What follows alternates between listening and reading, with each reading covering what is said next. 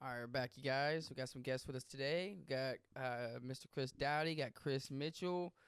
I'm gonna run back. I already said this joke, but I'm gonna run it back again because y'all didn't hear it. So I got Chris Squared in the building.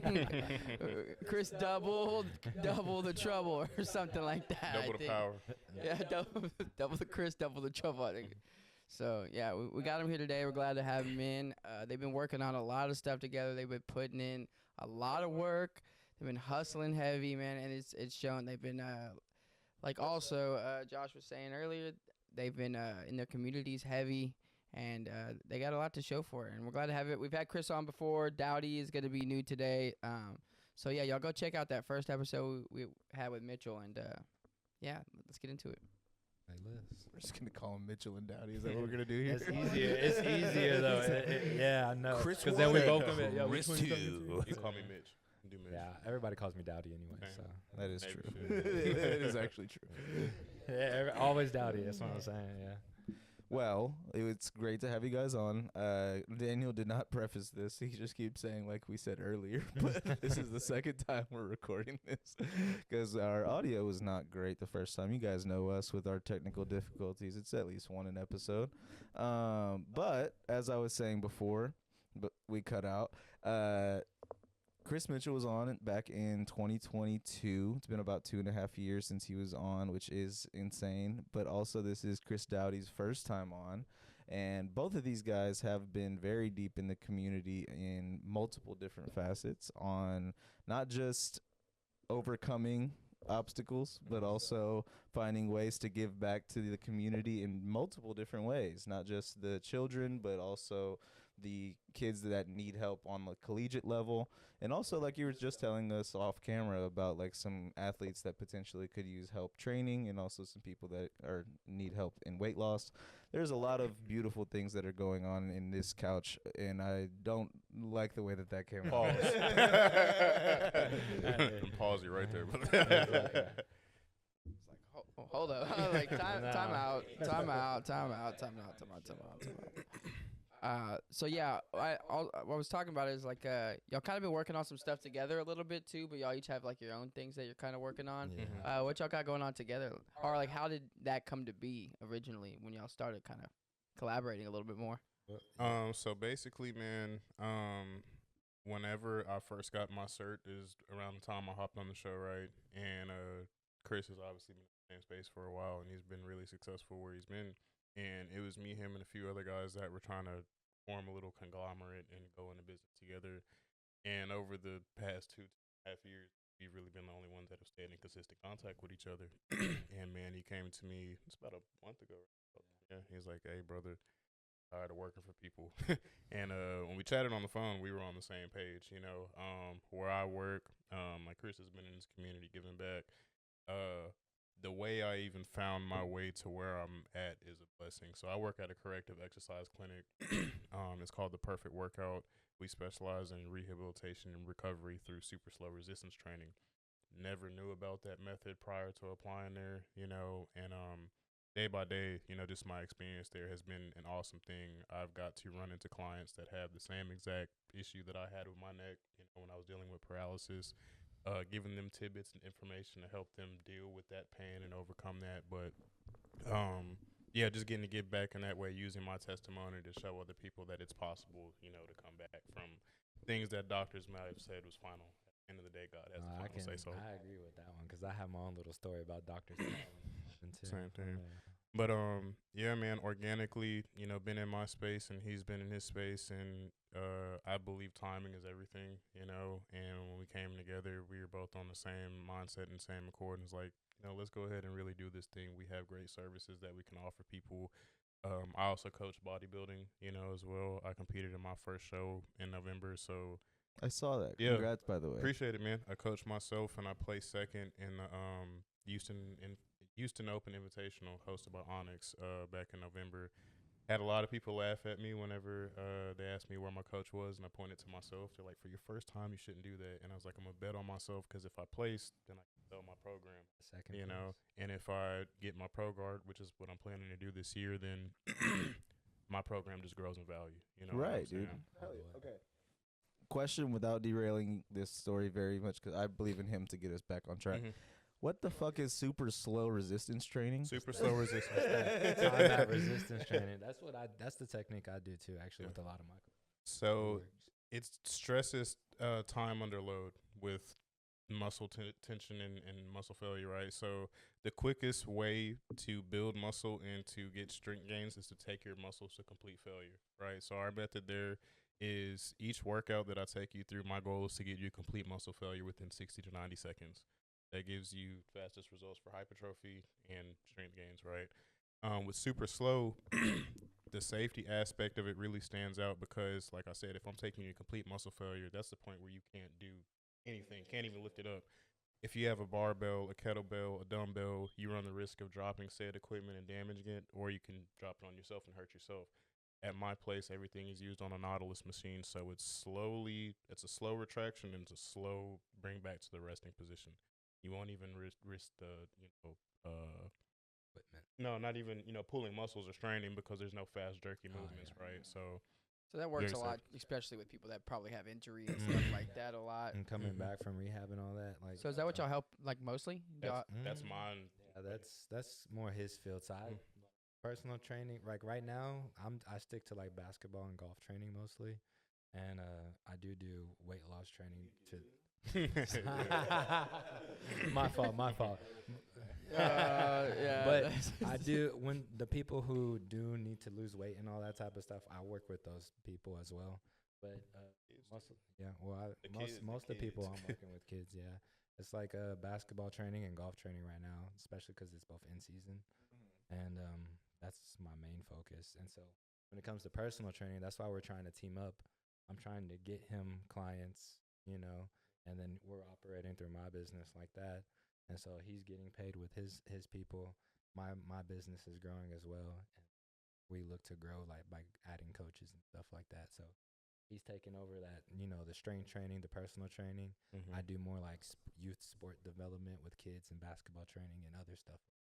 So essentially, y'all are trying to basically create like a place where you have like a couple different coaches for different Mhm. specialties, and then Absolutely. y'all be like, so it's like a one stop where people can come there and whatever you're trying to focus on, you can kind of go to Yeah. whatever that is. For sure. Because I also specialize in nutrition too, and there's a couple other certifications I'm working on as well, like stretch therapy, for example. A lot of athletes, people, humans, just as we grow, don't even stretch correctly. And you guys know we're getting a little bit older now, right?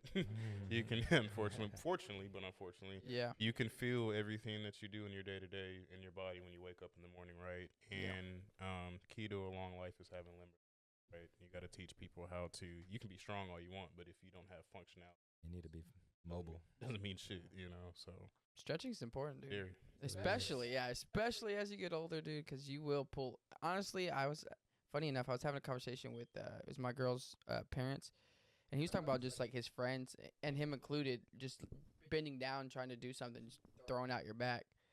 Like I'm like, it shouldn't be that easy. I feel like no, to throw out your back, just by bending down trying to pick something up. I feel like that has to do with you just not keeping your body absolutely. Yeah, it's mobile. just Absolutely. being still for too long and just not doing enough on the day-to-day basis. Really. Yeah. And You- probably some Oh, definitely. It's the move it or lose it. I've thought about that a lot recently too. That Is is it. as you get older, I think people stop. People think of retirement like, oh, I don't have to do anything Yeah. anymore. But when you start doing that, that's when you start to see your body deteriorate I faster. got a story about that actually, because y'all all know, like, used to be really like 305 pounds was my heaviest when I was like 18, 19 years old. And the only reason why I really decided to start losing weight was because when I first went to college, I thought I was going to be a nurse. And so I got a job at the Conroe Regional Medical Center. I worked at the ICU and the CVT, the cardiovascular telemetry unit. Every patient we had that was in there was only in there because they were too old and like never exercised to take care of themselves, or they were just too obese and never took care of them. And so that told me that I need to A, lose weight and like stay healthy throughout my life, but then B, as I get older, I need to maintain and stay physically fit. Cause On some, otherwise I'm gonna be a patient here type shit. for sure. Because what gave me an epiphany is that I've had to bag up a few bodies at the hospital, and the one that threw me off was a Body bag. Sorry. I was like 22 and the guy was like 26, 27, so like 4 years older than me. The dude died because he was like too obese. He had a heart attack in the damn. That's God crazy. damn. Yeah. So, and my doctor, like how that his doctor would said like he would never come back from his injury. My doctor said that I would have to be on that high blood pressure, high cholesterol medicine the rest of my life. I was like, nah, man, I'm like 19, 20. I'm not supposed to be on this stuff. So every year I just did more and more and more until it was like 5 or 6 years later. The doctor was like, I don't know what you did, but you look good. Isn't it crazy how many stories there are like that? It's Yeah. like, you're supposed to have not been walking by now. Yeah, It's like, doctors well, I just mean, go off you were their best recommending something that knowledge, was really insane. I'm not going to lie. Yeah. And I'm not one for pushing medicine or pills. I've done everything naturally. And I believe in like Dr. Sabi. I've read more of his like books and stuff, like a natural, holistic way. So that's kind of what I preach.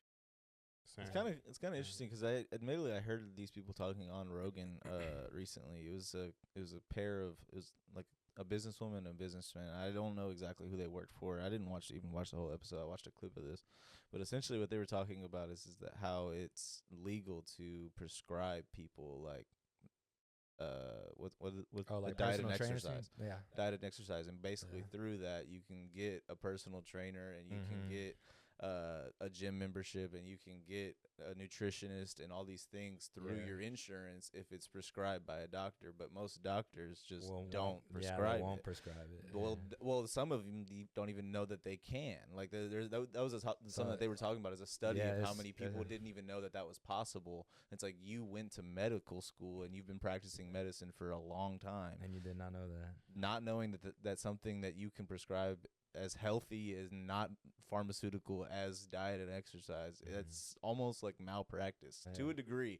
Like you can't like fault someone for It's something like that they don't negligent in a know or way. aren't taught maybe, but like at the end of the day it's like It's your job to learn that as a fucking doctor. duh, like duh, that's gonna work better than a random pill. It's like, here, try this dose. We'll figure out in 6 weeks if that even fucking works. Plus all the side effects. You can't forget all the side Correct. effects. That's why. One thing. I'm sorry. No, I was gonna say that's my big problem with the pharmaceutical industry is how much of it is built off of doctors selling pills they probably shouldn't be selling. Yeah. One thing I take a lot of pride in is like I have clients that have, high blood pressure, high cholesterol, diabetes. I have cancer patients. I have people that have come from some of everything, and I've had a lot of my clients get off of blood pressure medication just from coming in and increasing their VO2 max, and doing what they're supposed to do through working out.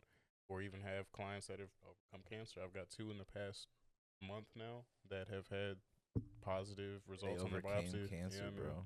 Yeah. Overcomers cancer. Yeah. And that's through, a lot of people don't know. It's funny, I get a lot of jokes and slack about being buff man and all this. I've never identified as being a big person in my life. Y'all know I've been a skinny kid pretty much forever. And after the military is whenever I really started to put on weight. But like, I'm not just a muscle head, and people that are in the gym are not just these jock heads, and that's not what it is. Like, everybody has their reason for why they're in there, right? But, long term, man, it does so many good things for you outside of just physically being here. Your mental health, there are natural things that it can heal for you. Don't realize it. Yeah, bro. Also getting your heart pumping. Getting your heart pumping, cholesterol, like knocks out a lot of that like bad cholesterol out of your body too. Because I mean, LDLs. yeah, you want to get that heart rate up a little bit so that way everything's functioning properly. Otherwise, heart attack, Yeah. which is actually one of the leading causes of death in the United States. Yeah. Crazy enough. It is the leading cause of death. Cardiovascular, yeah, because cardiovascular fitness is just so poor.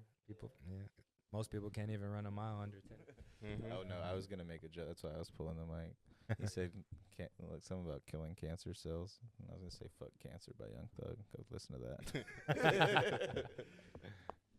Classic, huh? At this point, right? At this point, basically, I mean, at this point, it basically is. So, did y'all both put together? I know that y'all had, or at least Chris, you did.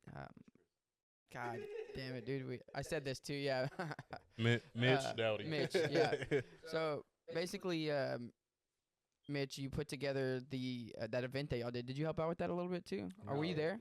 Oh, the fitness thing? Yeah. Oh, no, that was done by a group of mine called the Sweat Kingdom, man.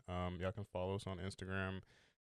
Last July, actually back in March, to rhyme that a little bit, I went to this event called Ebony Fit Weekend, which is hosted by a lot of like black fitness influencers across the country. and they would travel from different spots like Miami, Atlanta, DC, Vegas. I think they even did a LA meetup, but they would get together for a weekend, do like this big group fitness event, and go out to the bars at night or whatever. And I was like, you know what? I think I could form something like that with the group of people that I know, And at the time, it was probably like 30 to 35 of us in this little Instagram group message. People from all walks of life, but fitness was the thing that brought us together, whether it be trainers, moms who have lost ridiculous amounts of weight and transformed, people who have come back from injuries, all types of things. And we all came together, and I came back, and I was like, I went to this event, and I think there's enough people in here that we could do something like this on our own, and we can make it grow. I'm like, well, fuck it. Well, let's do it in Houston, in a few months. And it was like, all right, bet. So I planned the first two actually that we had in Houston. And the first one that we did was was that Hurricane Beryl that came through? Was the same, like a weekend after that. So half of the crew that was supposed to turn up ended up not coming because gyms were out of power. I mean, travel was fucked up. There was a lot that was messed up. But the people that did come, it was a fucking success, And it's like, all right, we're going to do the next one. Did the next one in August, and then we planned one in Dallas. That was the beginning of this year, and it was our largest turnout. It was about 35, 40 of us, and it was like, you know what? We're going to keep this growing. I think if we do this every quarter, we can get more and more people to come. Every time we would go to a facility, people would ask, what are y'all? What is this? And it's like, we're just a group of like-minded individuals that, wanted to collab on this. But at the end of the day, we're really looking to grow to where we have people that are all across the nation and all across the world. We can get collaborations with gyms. We have trainers that we can put in different spots in different areas. We have nutritionists that we can put in different spots. People who sell their programs, we can put them on to other people.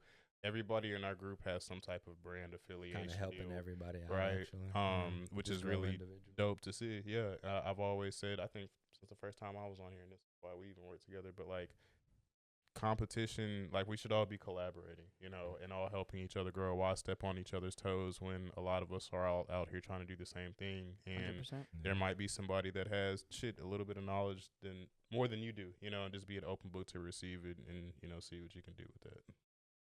Well, I agree. I also was thinking, because I know your schedule. You were talking about you coach golf, coach basketball. Like, what does your daily schedule look like? Man, How early are you up? And a father too. Yeah. So. Well, I get up at like 6:37 most days, and I have to be at Lee College. Like my Monday, I'm at Lee College from 7:30 until 5:15, and then I usually used to, when it was basketball season, I would go to LSA and coach basketball from that 5:30 to 8 o'clock time, and then I would do my personal training between that 8 and 10, and then usually around 11 I eat dinner, and I'm showered and trashed out by 12. Then I repeat on Tuesdays. And then now on Tuesdays between, 8 and 9:15, I do golf training at Grace Christian Academy. And then I go late to Lee College, and I'm at Lee College from 10 to 7. Then I'll have someone come and train with me between like 30 and 9:30. You were not fucking kidding about that time management, huh? No, I'm Jesus not. Christ, you have this memorized. Oh, yeah, it's my weekly schedule, bro. It's my weekly schedule. Some people have, they're like, one moment, let me get my calendar. I'll go through this with you. He's like, no, Mondays. Let's go through this. Tuesdays. and on my calendars, it's like my work calendar is all my events that I have. So that's why y'all see me like doing like gaming tournaments, chess tournaments, the basketball nights, the league nights, and stuff like that. Are you hosting these, or are you just entering in? No, I'm the host of all of God these things. damn. Yeah. You also compete in some of the tournaments. You fucking ref the basketball games. You ref the soccer games. Ref the flag football games. You're like the I don't even know what the ref's called in golf, but you're that guy. No, yeah, so like for the league nights, I'm the one that's hosting everything, coordinating everything. Like literally, I'm the one that's training our referees right now to be able to officiate basketball games. I'm the one that's getting all the groups together to be able to form the teams. And then as we get everything going, I have all the jerseys. I know how to make the schedule. I'm going to make it a 6-week league for the end of the semester. And then I have a bracket for whenever we make it to like the championship weekend and stuff like that. That's just for basketball. I still do it for flag football, soccer, chess, the gaming stuff and all that things. So that's why I say my time management is still really good. Because, like, I'm only talking about the recreation side of things, but I'm still the advisor to the SGA. So that's why y'all saw me in Austin the other day at the Capitol, because I had to represent for what is it, House Bill 8. We were advocating for it because that's how all these community colleges are getting funded right now through the government. And so 33% of all of that money of that comes from the government goes to our schools to help us out. So I had to go take our SGA officers and advisors there to make sure we get that funding. That's why I say I'm busy. Did you have fun? I had a great time. I had a great time. I had to when shout. you were presenting that, you're like, I had to represent. I mean, that's why you saw me. That I wouldn't have been there any other reason. Well, I It's don't. like, If I could be somewhere else, trust me, I would. Cause I were had you to. held at gunpoint at this? Here's my deal with life. Cause like how y'all said, I'm a father. I've every weekend. I get my son every weekend. All right, it does not fail. Every Friday, Saturday, Sunday, I'll get him. And then every spring break, I'll have them. Every Thanksgiving, I'll have them. We split Christmas. And then in the summer, it's 7 days on, 7 days off, right? So my weekends are for my son. So when I say I had to be there, it's because it was a Sunday and a Monday, and I missed out some time on my son. And that's why. You know what I'm saying? So I had to be there. Trust me, if I didn't have to be there, I'd probably be golfing with my son or something. I was just sitting there listening. Like, the more you said that you had to do, I'm like, what am I doing today? I'm like, damn. Dude, literally, I was thinking that because the thing I was thinking about, you said 7:30 or 7 something to 5:15. I'm like, I'm at fucking work longer than that. This is some bullshit. Yeah, my time management has gotten really good over the years, and I just make sure that wherever I'm at, I make sure it's just quality work. That is interesting, though, because that is something that I've been kind of taking on recently, because not just with this venture, we've been trying to expand this venture a little bit more, but also starting a second venture. And I just got a promotion at my job to where, like, I'll be, like, I think I told you, I'll be, like, running one of our locations for the next, like, 4 or 5 months, because their office manager is going to be on maternity leave. So I'll be running that location. It's one of like the busier locations too. So I just kind of got like a step up to where I'll be able to like earn some bonus money and stuff like that. But having that understanding that I'll be having to step into that role while I'm kind of trying to get some stuff outside of work expanding, it has been showing me just like, okay, well, it's not that I don't have enough time. It's not that I'm not able to do the things that I need to do. It's just that I am choosing to use some of this free time on stuff I probably shouldn't be doing, like getting fucked up and spending the next morning hungover. And it's like I have been actually like considering. I mean, we've talked about it before. It was like actually like really not just slowing down on my drinking, but maybe like quitting drinking, because I do not think that I like have such a problem to where like I need to go into rehab. But it's one of those things where it has become a hindrance on some of the things I've been working on. Unproductive than what Definitely. you want to do. And that's kind of the portion of it where I start to like think about it in a different light than I used to, because I mean, you guys know us. It's like we used to fucking throw parties every weekend. We used to go hard. But now it's like I can't.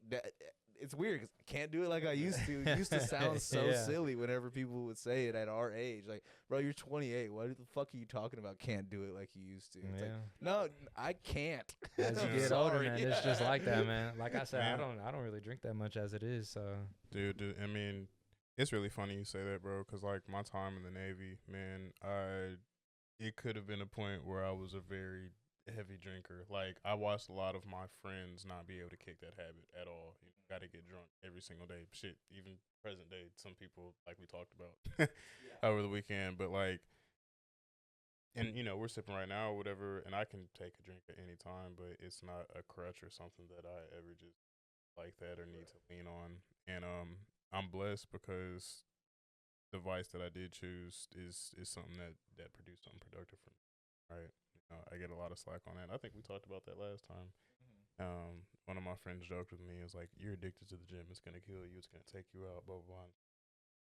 I'd rather that, than any of the things that I see a lot of people what they have going on. And just as we get older, bro, like alcohol really does take an effect on how you age, on how your brain functions. Like, you can look at people that are in their 40s and 50s and tell who drank all their life and who didn't.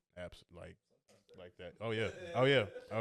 You know, so your outside appearance as you get older is literally a byproduct of pretty much. So. Sorry. People always tell me that like I look young, and I agree. But it's one of those things where it's like after you're 21, it's like thank you. Still a good It's thing. It's a fucking compliment. It's a I can compliment. show you Yeah. my ID. Yeah. I'm of legal age to do anything that I need to do. Appreciate you, motherfucker. No, anytime I get carded, I take it as a compliment. Yeah. And I haven't been carded since I was like 22, to be You're old honest. fuck, dude. Like, nah, you're good. You see my ID? Nah, bro, you're good. Go ahead. Like, please. I don't even care no more. You're like, whatever. It doesn't even matter, dude. I feel that though, because right now I'm not drinking personally. For like kind of, well, no, health issues more so. Like that shit was fucking up my stomach, and I was like, dude, I can't. Oh yeah, dude, it will. So, but I don't know. Right now, I feel like that's why we're trying to make this little transition to be our own little business owners and have our own, just everything coming through us and being able to help those around us, really. It really is crazy. I know he said it already, but like the idea that the people who have like some of the busiest schedules are the ones that are able to make time for things, whereas like the people who never have anything to do can never make time for anything. Yeah. Yeah. I've run across that so many times because me and my girlfriend are constantly busy because she has a huge family. I'm a family person, so I'm always Nice. doing shit with my family, and then on top of that, we do the podcast. I throw events and stuff like that, so it's like constantly just doing stuff. And then, but if someone's like, "Hey," text me and like, "Hey, do you want to do something?" I'm always like, "Yeah, let me just see what my schedule's looking like. We'll plan it and I'll make it happen." Yeah. People I know that don't do shit ever, they're just like, "Ah, man, I'm kind of busy." I'm like, "I know you're not busy. I know you don't got anything going on." But everybody I know that is busy, like they're always doing something, those are usually the people that are always willing to make time. Mhm. Yeah. And usually, honestly, those people are usually nicer most of the time I too, for mean- some reason. They understand and they appreciate people's Yeah, 'cause time, I it's think, like, is what man, it is. I don't get to see my friends or my family that often because I'm trying to just give back so much. And so the times that I do make time for my friends and family, I cherish it so much. That's why I'm like a big ass kid most of the time. Like, Yeah. that's where you'll see me at my chillest usually. You're like, this is my time to enjoy Yeah. myself, dude. I was gonna say, fucking Jim Gaffigan has a bit where he's like, us late people, or he said, us early people don't really like you late people, because late it lasts for 1 minute, well, 1 second you're late. Mhm. Yeah. Early Oh, lasts God. for so long. Mhm. Early lasts for hours. You could be early, but you decided to be late.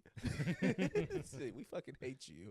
But honestly, it is really interesting because like the mentality that I guess like salespeople have as far as their business is kind of like a really interesting mentality to have for like your life, and it's kind of the idea of that like fill your schedule because fall offs are gonna happen. And realistically, it's like you might as well build a bunch of fucking events going forward for yourself, because you know at least 5 to 10 of those motherfuckers are gonna fall through. Someone's not gonna be able to show up. Someone's not gonna be able to do this or that. That is You true, might man. not be able to do this or that because of an that's a whole emergency. sales thing, though. It is yeah. a sales thing, like Yeah. where you just fill your schedule because you know somebody's not going to show up to their appointment. But But it's the like more- realistically, if you talk about like taking that mentality about like your interests and your friends and your family and things like that, it's really that. Fill your schedule with the things that you love to do, so that you know that whenever something falls through, you have something else that's going to happen that you will also enjoy to do. I mean, obviously that's in different ways Yeah. more possible for some than others, but like realistically, it becomes that. Like it becomes a level of what are you working towards? If not a better life, then why not? I feel you on continue that working. part, because what are you working on? I guess you always have to have some type of goal or something you're Right. trying to strive If for. not, then It's- it is kind of one of those things where you're aimlessly hoping for everything to work itself I do out. understand that part, because like I tell a lot of my students, like this is why my schedule is so busy, is because we only have one life. We're only here this one time. That I believe in reincarnation still, but this one experience is what we're getting. And so if we're here one time and we live to be 75 years old and we sleep 8 hours every day for those 75 years, that means we would have slept 25 years of our life, right? So Damn, that's a crazy way to think of that. 25. Right. Yeah, that's what I'm saying, though. 25 out of 75 is 33%, A right? little bit. I do not want to be asleep for 33% of my one living life when I know I have an eternity of being, dead and asleep. So that's why I try to do as much as I can while I'm here on this earth. And me personally, I've gotten used to sleeping like 5-6 hours a night. I think for me, it's like also just Appreciate you. why not do things you enjoy doing or things you want to do, or that's eventually you do stuff and that kind of, because we have this conversation a lot about like the idea of motivation or the idea of like purpose. You kind of got to create that for yourself. You know, when you start doing these things, then you create that motivation for Find your yourself. purpose. Yeah. Exactly. Yeah. Then you find that, because I think a lot of people are waiting for this thing to happen to them. You know, they're like, it'll just come about. But the thing is You got to create it sometimes. you got to create it sometimes. You know, whatever that may be, just find something that you may enjoy. And even if it doesn't work out necessarily, if you go all in, you know, you can at least say you give it your all. Yeah. And eventually if you keep that mentality, something's going to come around Yeah. where you give it your all and it's going to work out. And I tell all my students it doesn't matter what you do, like you need to do your best at every little thing, because most people don't know the saying, but it's a jack of all trades is a master of none, but often better than a master of one. It's so crazy how many people don't know that second whole part. quote is just cut down. Jack of all trades, am I right? It's A like, master that's of not the none. fucking quote. No, it's not. And so being well-rounded just makes you a little bit better, and that's all it is. Anything you do, no matter how little it may be, just put your best foot forward and see how it turns out, because literally half the stuff I've done did not know I'd be successful, but I put my best foot forward every time. That reminds me of the Floyd Mayweather interview when he told the dude, he was like, "You're a man of many things, but a master of none." But like, it's true, man. Like, cause I think, and we're probably all guilty of this, but like, I'm kind of a perfectionist to some aspect in certain things, and if I got my hands in multiple baskets and I don't feel like I'm as fully hedged in or locked in as I need to be on one thing, it's like I kind of take my hand all the way out. You know? Absolutely. And it's like, I'll get back to this when I get to it, and then sometimes I'll never get back to it. I was gonna say, I'm a perfectionist only in the way where it's like everything has to be perfect sometimes for me to be like, all right, this is the time to fucking do this right now. But like we talked about it last, it was not the last pod, it was actually like 3 pods ago with our Danny Tabs. It's like the idea of having the perfect timing for really anything in your life. It's not gonna fucking happen. It's a fantasy. It's something that you wish it existed because you've seen it in movies, or even maybe found someone who perfectly found that person. Like I think about Corey in that way, where it's like, oh, cool, you found your wife at 11 years old in your neighborhood. Cool. Yeah, the rest of us are just fucking off around here trying to figure this shit out. But of course, you just fucking fell right into your hands. You didn't have to worry about shit. It'd be like that though. Everybody got a different story. Everybody got a different story. All right, well look, not everyone's gonna be Corey, but that's kind of the point. Is that your life is still has the beauty that it's going to have, and you can kind of take yourself out of it by thinking that everything has to be perfect, but realistically nothing's perfect until it is. And like it almost perfect really only exists in hindsight, whenever you're like, wow, that was such a great moment whenever I lived it. Like most of the time whenever you're living in the present, it's like perfect doesn't exist. There's always something going on that like is on your mind, or potentially like taking you out of that moment, or even like you're so enveloped in that moment where you don't even realize how important it is to you to a degree. But also it's like there's so much like intricacies in our lives that we really write off because it's not that perfect moment. And it's like, well, no, maybe things aren't perfect right now, but things are pretty fucking good, and we should be able to enjoy that sometimes. I'm not gonna lie, I've been teaching my students to think like there's a whole yin and yang to everything. Like where there is light, there is always gonna be darkness, and where there is darkness, there is always gonna be light. And so there's always this balance that's going to happen in your life, and it's just you making that balance work for you and all that. And then like kind of how you said about being in the present moment, like it's important to be in the present moment, because that's why it's called the present. Like it's a gift, you know what I'm saying? You can't do anything about the past. It's already set in stone. You can perfectly live in the moment by just not worrying about the past and not worrying about the future, and just worry about the future when the future comes, because the present is only now, really. I'll say, as of late, I've been guilty as a motherfucker of sitting in that, like, the past was here and the future was here and the present is uncertain, right? You know, and I'm trying to get to this point so fast, or at this point, you know, things were a certain way, and sometimes that's a fragile spot. That's what. Remember how we were talking in the car, and I was like, man, I got so much to do. I just got to focus on that next step. We can always just look at that end goal all the time, but literally that next step in front of you is so much closer than that end goal. And so if you just keep constantly focusing on that next step, eventually you'll already have made it to that goal. So that's what I was trying to say. There is a lot that's going on in my mind. I'm guilty of thinking of the future a lot, but times like that, I tell myself, just relax, think about the next step. I'll tell y'all this, a little tidbit real quick before we move on. No, you're But, good. like, so again, before, like, when we shot the first pod, I was still trying to figure out my footing as a personal trainer, what that even looked like, or what my niche looked like. No, because or- yeah, at that point were like really like maybe 3 to 4 weeks like fresh off of being like super comfortable with your like recovery. Mhm. Because like I remember before we recorded that, we were talking to you like about like, because you were first starting that Overcomers Fitness thing. We were like, bro, we got to get you on so we can kind of like promote this a little bit and see what, like, we want to talk to you obviously about your journey, but like also like let's see what we can do with this. But like that is interesting because it was very fresh from that moment. Very fresh. So when I got hired in August of 23, and then I ended up taking over that branch in December of that year. I work right next to the clinic where I was diagnosed and told that I might not walk again. I see that same doctor almost on a weekly basis. You know what I'm saying? So Beat like his ass. that's No. one. I was thinking that, hey, from across the street. And it's funny because I legit, like, some of my clients have been recommended to come to me from him. You know, that's a full circle thing. Like Right. I said earlier, I have a handful of clients that have the same exact neck injury that I had. Whether it's a herniation of the disc, it's still something in the neck, and I can give them tidbits of information to work through it. And this is the last thing of it. This makes 3. So August 14th, 2021 is when this shit happened.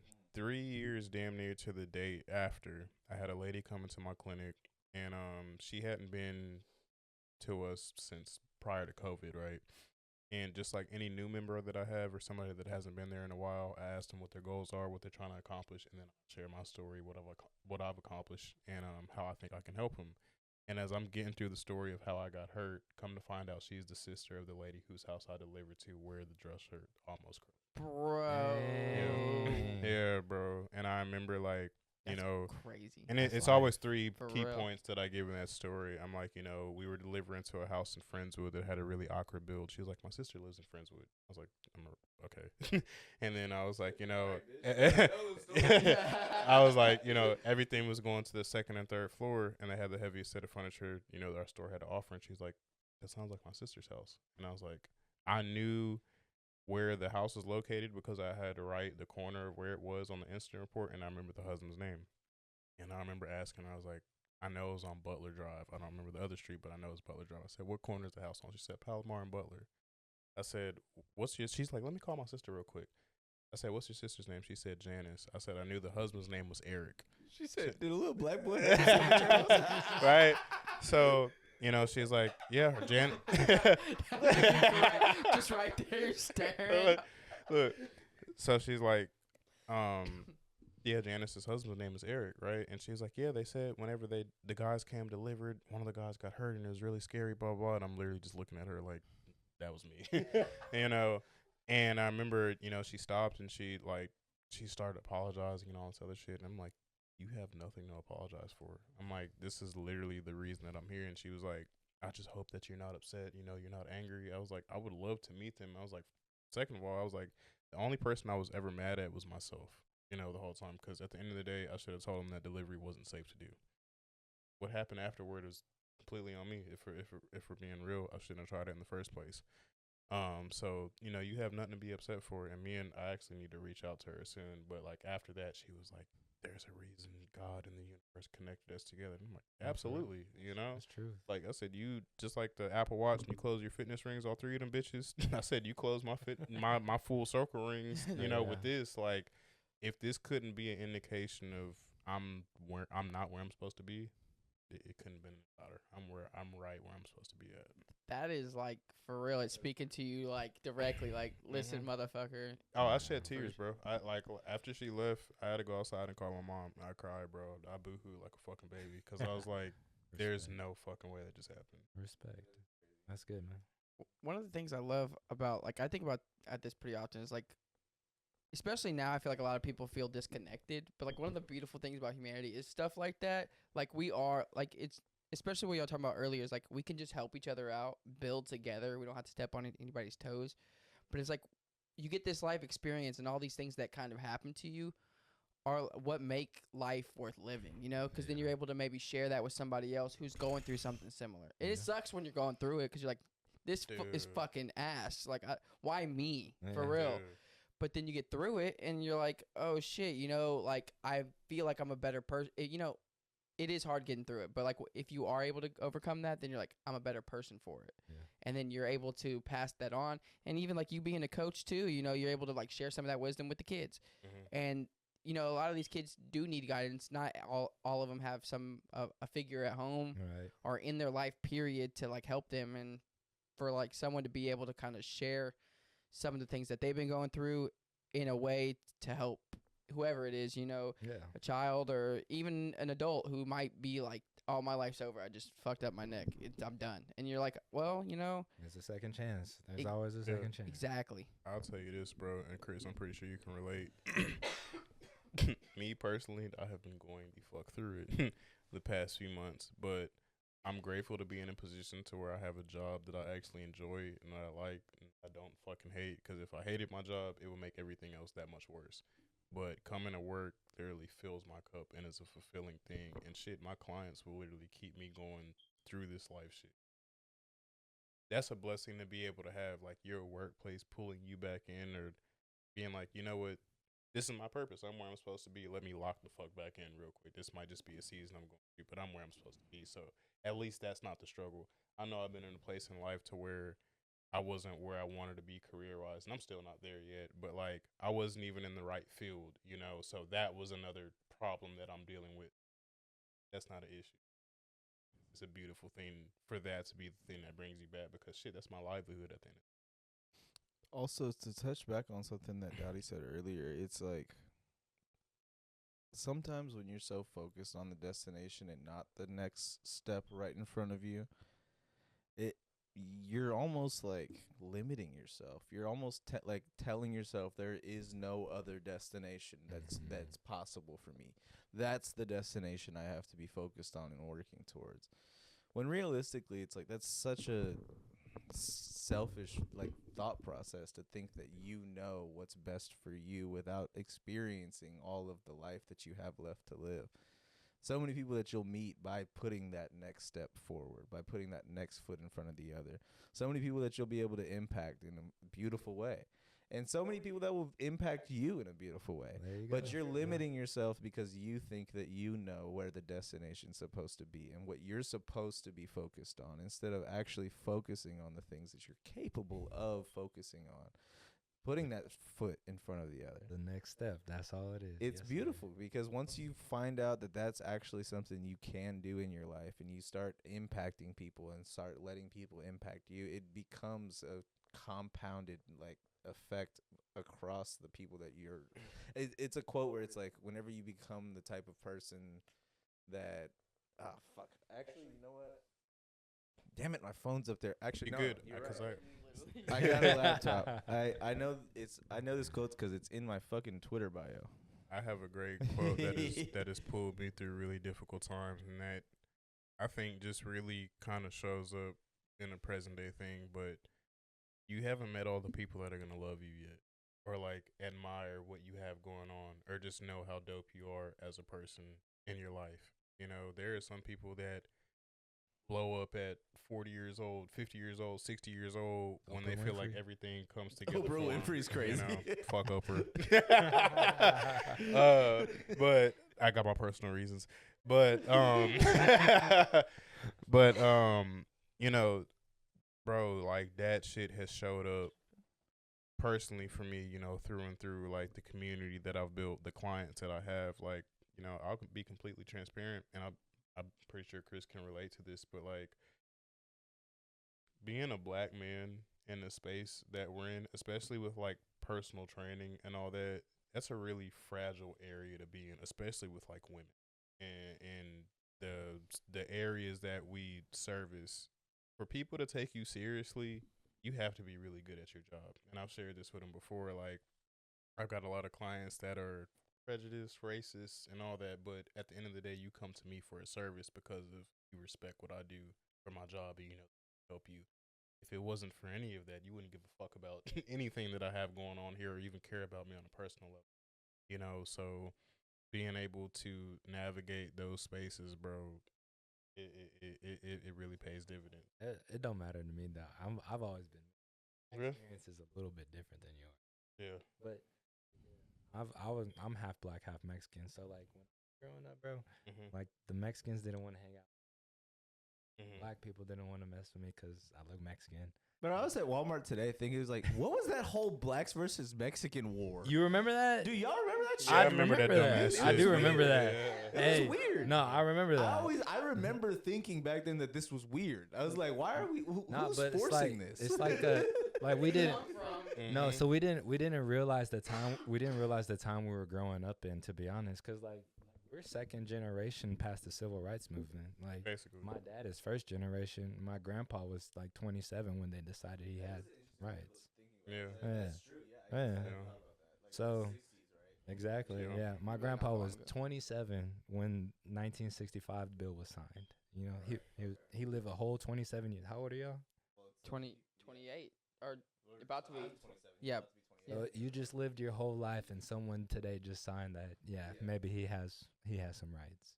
That's So crazy. to That's think my about. grandpa, and then my dad was first generation. I'm second generation. So Yeah, my pops. that's what I'm saying. My experience has been a little bit different, but like When overall, was your dad born? 75, Okay. 73, Yeah. 73. You know what's interesting?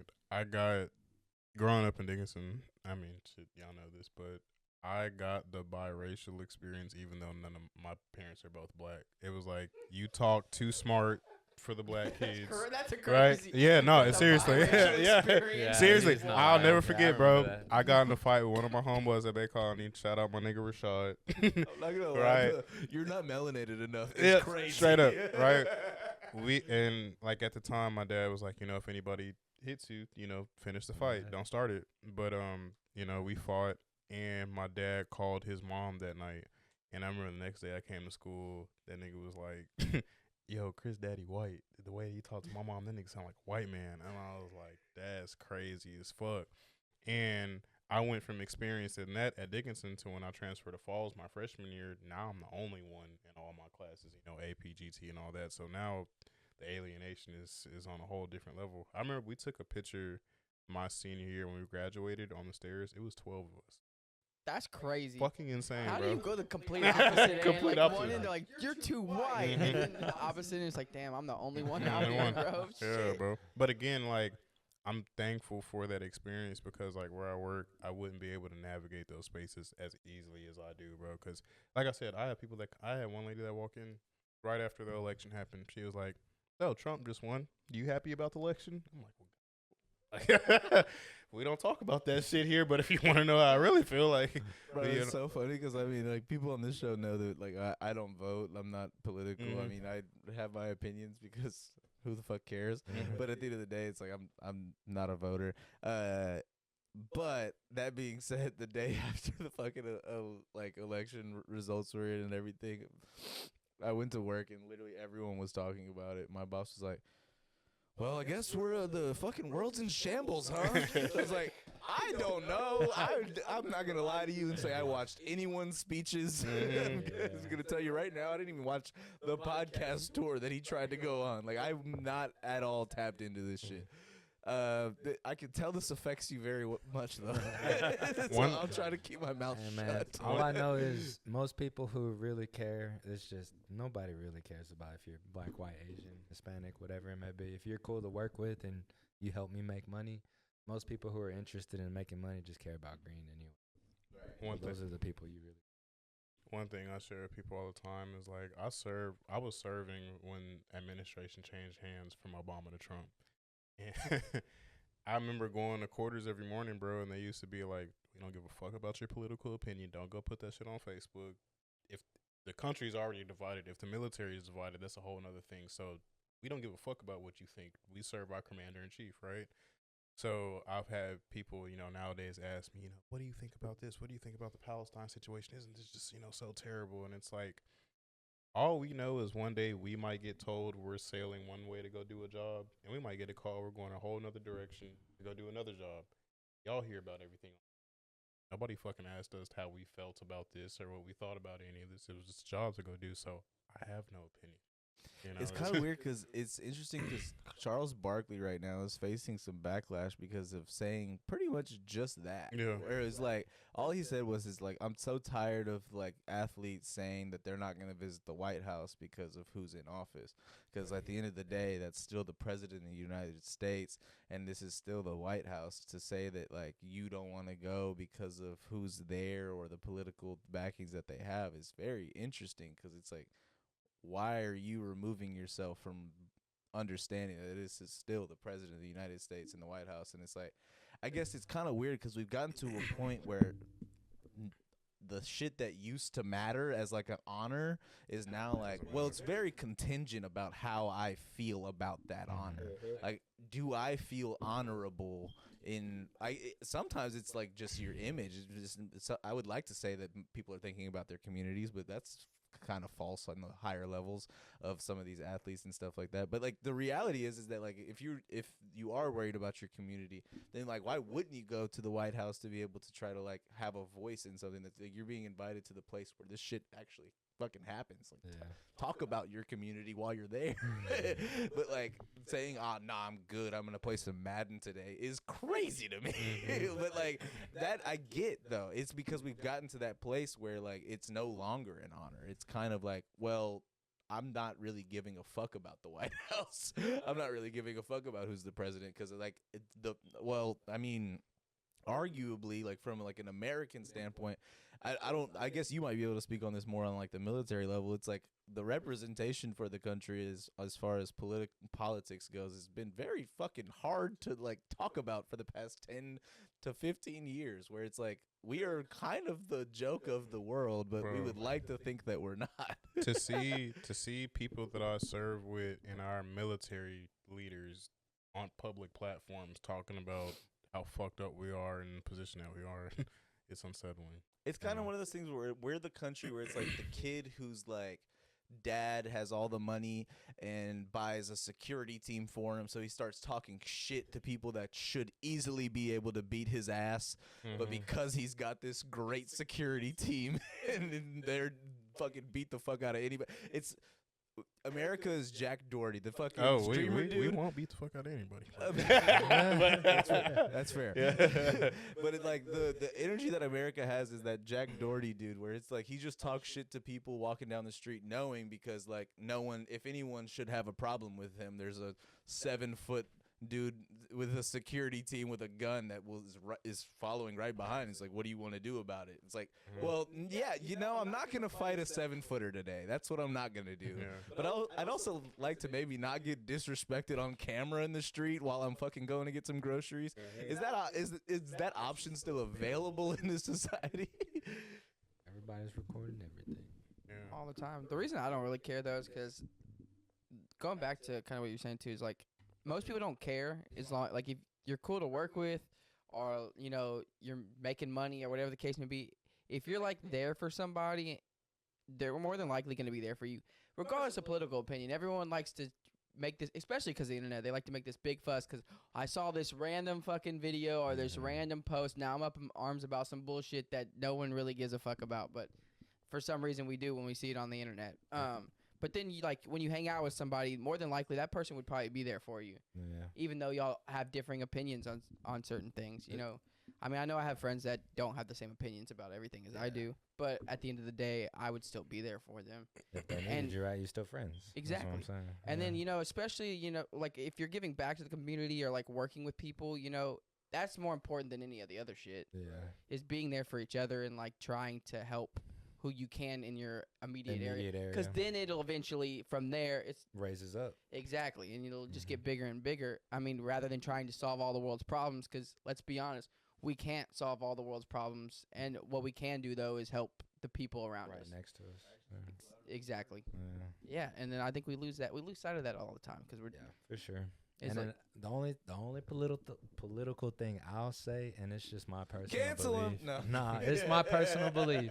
All right, it's just if a politician says it's like, if he ever uses or he or she ever uses that phrase, it's for the greater good. I hate that. I don't really follow Bro. that, because a politician should really be for the good of all. It's You kinda remember my Hot argument. Fuzz? You remember Hot Fuzz? The Did y'all movie? watch that movie? Yeah, it was a movie. For the greater good. Dude, that was like the end plot of it. Like basically there was a bunch of murders going on in the town. You found out at the end that like it was the townspeople that were killing everyone, and the reasoning was to preserve their community. And their saying was, "We're doing this for the greater good." Yeah. It's crazy because we've kind of entered that society where it's like people would literally crucify each other for the greater good. And that's not good. That's got to be for the good of all, in my opinion. And that's why. That's a good way of putting it. Mhm. Thank you. I was just talking into a void there, but yeah, I like that the good for all rather than the greater good, because it's like at the end of the day, who decides the greater good? Exactly. Who's making those decisions, right? Exactly. That's what I'm saying. Exactly. It's like then someone's gonna get the shit into the stick. I feel like at the end of the day, and then someone decides that's probably not me. So fuck that. The analogy I like to use in that sense is whenever you talk about like people that are pulling straws, it's never the person holding the straws that gets the shortest straw. they still got to pull one, right? They're involved in this contest. All right, yeah, they're not going to allow themselves to lose. Let's just be honest with ourselves. That's exactly what we're dealing with. Is that like we can act like there's these programs that are set up for us to be in, like, I guess, need, but also it's like a level of reliability to a degree, but all of that is built off of the like mindset that you can't do for yourself. But it's like, yes, you can. We just have to have programs that are set up for the people that can't. Yeah. And You that gotta doesn't learn mean how that to they're create. incapable. It means that we can teach people how to be capable. Let's put all these money that's being funneled into millionaires' pockets into an actual program that exists for rehabilitation. That doesn't include prison. Like, let's be like, prison was supposed to be a fucking rehabilitation center at the In end all most be other all. countries. If In this most other isn't countries. if this isn't something that's a murderable offense, if we aren't giving you the death penalty, then our prayer here is, regardless of how long we're putting you away, that there's some level of rehabilitation. Okay, well, where the fuck did we lose that part? Money. Yes, money. That's all it really comes down to. Always is money.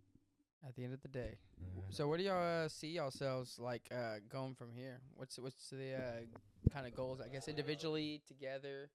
Well, I'm hoping. Well, the Sorry, goal guys, is that to work- camera was out for I don't know how long. It just turned off. Yeah, It just turned off? Okay. Mhm. Never mind. Go back to it. No, the goal is to work together moving forward. And like I said, I'm trying to get him clients and getting him working somewhere. And we kind of need a location is kind of the next goal for me. And then getting funded with like through some small business loans. Yeah, that's what we were thinking about too. Is like getting that LLC Yeah. and then getting looking into just like all the procedures for that. So that's what I'm kind of set. I have an LLC. It's my Prime Training LLC. Cool. And then hiring him as a coach under that LLC, having his people pay my LLC is how he'll get paid, helping him grow that like personal training program that he's trying to grow by getting some coaches to work under him. That way he'll be that training manager overseeing all those coaches. And then on the flip side, since he's worrying about the personal training stuff, I worry about the sport development side of things, which is where my basketball and golf stuff kind of comes into play. So we're working. That's what I'm working on. That's what I'm working on. Like I'm trying to get a website created. I'm looking to get a small business loan, hopefully within the next month or two. I've got most of my business plan done, so kind of To like present. Hell yeah. And then I've met a CPA, I've met a financial advisor, so talking to them about my next steps and stuff like that. So just starting all these conversations and figuring out what that next step is. Dude, that's fucking sick. Cause that honestly, I think it's like where to start, and you kind of got the ball rolling already. Yeah. And then so do y'all think y'all gonna do a facility that's kind of like a garage where it's like a gym too, or like are y'all just like an office and then you'll probably go somewhere? I'm not gonna lie, I know he might have something different, but I'm hoping for like a fitness center with all the stuff that he can use as a personal trainer, with all the equipment you'll think of as a gym. But then attached to it, I need like 3 or 4 basketball courts. Because eventually, like I say, I do all these like recreational leagues, and I'm a coach in the AAU circuit. I'm trying to start my own AAU program. And so I'm able to not only do recreation leagues, but host basketball tournaments, training camps, things of that nature, right?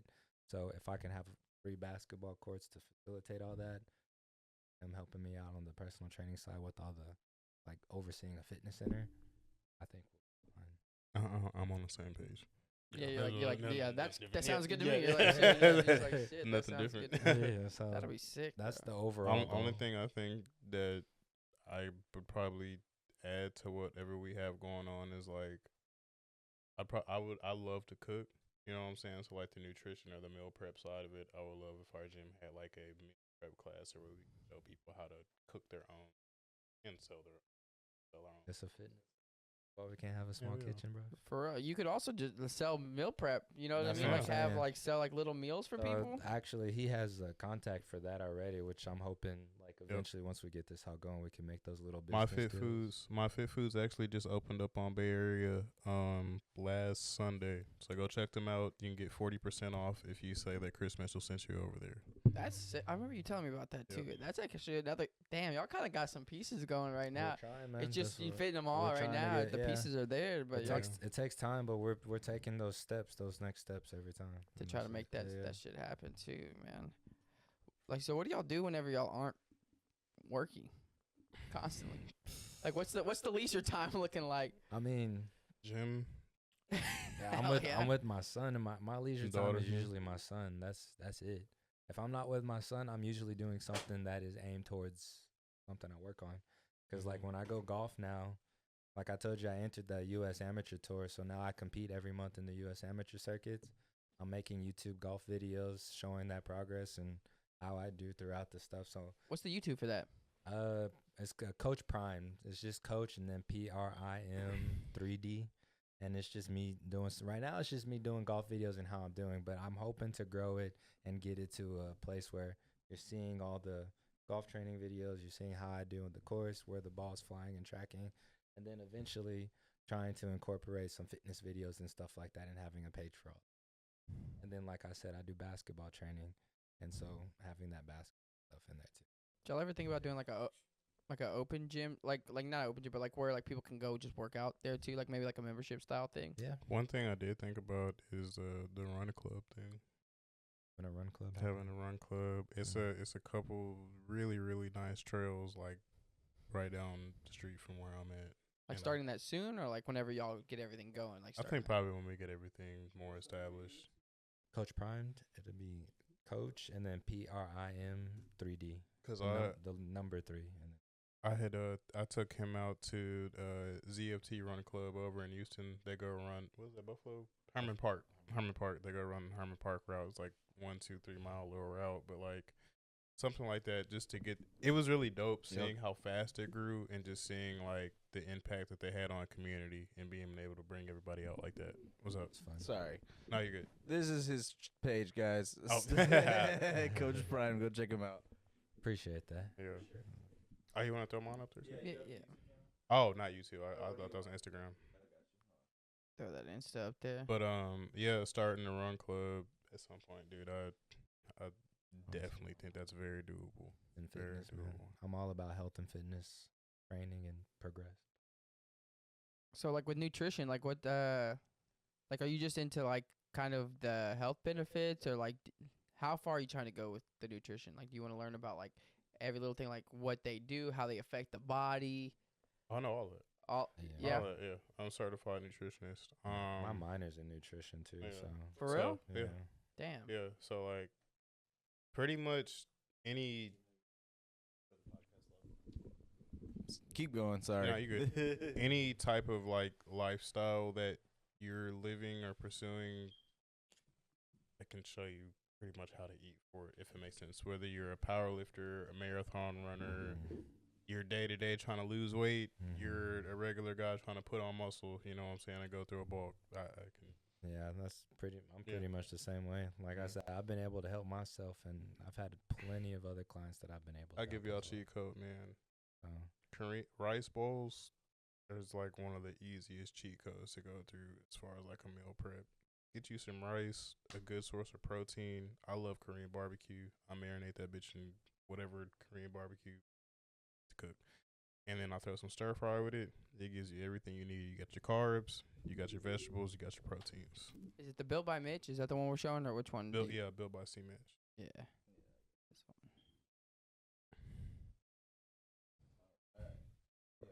We just pulled it up. Yep. Let's see. This is whenever you won your second place, huh? Yep. Oh yeah. And then That was an experience in itself, man. That and then shit. The picture right next to that is my, whenever I overcame the injury. Oh, this one. This was the injury you had. Yep. Oh, so all this is on your page. Yep. Severe spinal stenosis in the cervical spine. Check I them was- out. I was 5 millimeters away from an internal decapitation. Jesus fucking Christ! I don't even know what the fuck that means. means I don't even know how to forever picture paralyzed. what that That's means. forever Basically, my paralyzed. head, basically my spinal cord being severed and having my head cut off inside of my head internally. Makes sense. So, would you be alive, just not be able to move ever again, like a I'd vegetable? probably be dead. Oh. Honestly, Nah, it'd probably be have up here still. be very paralyzed. But like, if my spinal cord is severed, it's over with. That's crazy to think about. But like then you look at like now you're here and you're able to like it change like that's like a Bro, I'm stronger. Canada event. I'm stronger now than I was before my injury. That's insane to think about, huh? That's a testament. Yeah, it's like going from like you'll never be able to do shit again, and then you're like I'm the strongest I've ever been in my life. I love it. I fucking love it. You gonna add nutrition? I know you said probably maybe do some like meal stuff, but like do you think like you'll also book stuff for nutrition? Either of you, like maybe add that in there, because y'all can both probably do that. Yeah, I mean that's a part of my program that I kind of already apply to my clients. I give them like a nutrition sheet to follow, then I tell them personalized things like how much proteins, how much carbs, how much fats you should. So I already do that. What helped me out is having someone that can already prep the meals and all they have to do. If I say it needs to be 50% carbs, 30% protein, 15% fats, and I just tell them to make it. They just give the food that has all of that, and that's kind of what I'm. That's actually a pretty good idea, because I feel like there's a lot of trainers out there that are really versed in, of course, getting your strength and mobility good, but like having also that fact, because it what do they say? What's it? How much of it is your diet? It's 70% is your diet, 70% 30% of your exercise.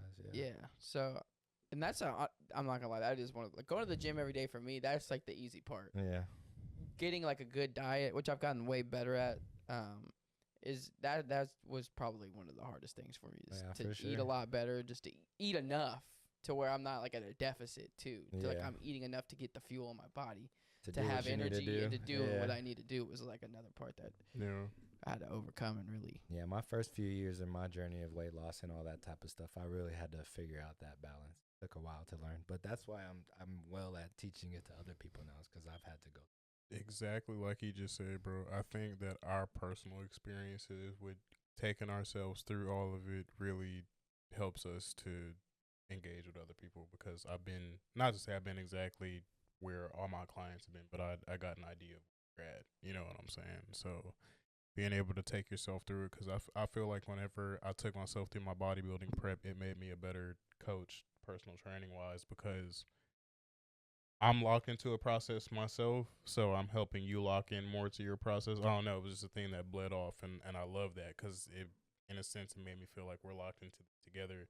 And a lot of my clients were my support system going into my show. I didn't have family support. I didn't have any outside support that I wanted. You know, it was my clients that were every week during prep. You know, how's your prep going? You know, we're excited to see you for your show. Whenever you place, bring your medal back, and we want to see it. And whenever I placed, I brought it back to them and showed it to them. You know, that's their prize. You know, y'all helped me do this. So I feel like that's the cool. Honestly, that's the cool. I feel like that's the cool thing about what we do, because like we're every day helping people train for, you know, their goals, their whatever it may be. And then, you know, we have some side missions in life too, like kind of how I do the golf tournaments and he did the show. You know, after his show, he got all those kudos from everybody. Like, yeah, we were here rooting for you. My students were the same when I had my first golf tournament. That like the very next day, they were like, "Hey, you had your thing done yesterday, right?" I was like, "Yeah." Like, how'd it go? And they're asking about it, they're rooting on, and all that type of stuff. So, as much as we're pushing people to reach their goals, they're pushing Motivating us us to too. help our side missions in life too. My clients think I'm the most interesting man in the world. No bullshit. Yeah, Because my, I mean, my I do it. students are the same. It's Same way. funny, yeah. It's between bodybuilding. I run too. You know what I'm saying, and I fight as well too. Yeah. Boxing, MMA, and all that. So like, when's your next race coming Let me up? catch Or a 30 dunk. when's your next fight coming up, or bodybuilding, or race, or whatever. What are you doing next? It's always the next question. And shit, there are some times when I don't have shit planned next, but them just asking me that question, be like, well, shit, let me pursue another thing. So that's motivating as well too. Hell yeah. You're like every week they're like not only going for a workout, but they're like going for motivation. No, from you. literally. Got every time Literally- like they do literally. something, they're like, damn, Literally. what do you got going on next? Literally. You tell Yeah. them, they're like, damn, fucking that guy is so chill. Yeah. Yeah, no, bro, it's so crazy because, like, I haven't even realized, like, again, like I said, I don't think I'm this big, ripped person or whatever, but, like, to some of these, my clients are like, you're just this godlike figure, blah, blah, blah, whatever. And that motivates me and myself to keep up whatever image you think, whatever you have in your head, I'll keep that up for you, because it's funny. One thing I've incorporated in my business is, like, some of my clients that don't show up the most consistent, I'll be like, hey, if you show up for this whole month, we'll have a day where I'll let you train me and I'll let you run me through all the workouts I run you through. And for them to see, like, their trainer can obviously fucking do what I'm pushing you through as well is, like, it's a thing that just connects, and it's a beautiful thing to see. I've had to do that for some clients where I had to work make some deals like that. Yeah. Because also my time in the military, bro, like, I respected people that were a do as I do, not as a do as I tell type leader. Like, my chiefs, all my higher leadership, motherfuckers would take their anchors off and bust ass with us and do it better than us, colder than us, and all this. Is like, damn, I can't do anything but respect you. You know your shit. Well, all right. And I you're guess you're the captain. and you're Fuck. better, But also, when I got to a place in leadership where I moved up, then that was the same way that I treated my subordinate. I don't even call. That's the thing. I don't even call anybody that works for me. I don't say you work for me or subordinate. It's like, you're my peer. We're trying to accomplish a goal together. So we're working together. You're my baby Yeah. back bitch. Where is my baby back, baby, baby? Throwback, dude. I said throwback. Well, shit, we can wrap it up there, but before we go, I always like to ask what? Oh yeah, I was gonna say I always like to ask the guests that we have on, like, if there's one thing they want to leave whoever's watching with, like, anything, a piece of advice, maybe a quote, or just something you want to get off your chest, whatever it is. Is there, like, anything that you want to say before we? And I'd say just reach out to us and we can figure out how to help you. And if it's a personal training, athletic, sport development type goal, I mean, I have enough connects and we know enough people between the two of us to help you get on the right path with whatever you're trying to work on.